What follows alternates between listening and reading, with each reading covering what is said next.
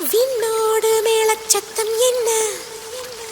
மண்ணோடு சின்ன தூரல் என்ன, எங்கேதான் சென்றாயோ இப்போது வந்தாயோ, சொல்லாமல் வந்தது போல் இல்லாமல் போவாயோ, தப்பாமல் மீண்டும் சந்திப்பாயோ, நீ வரும்போ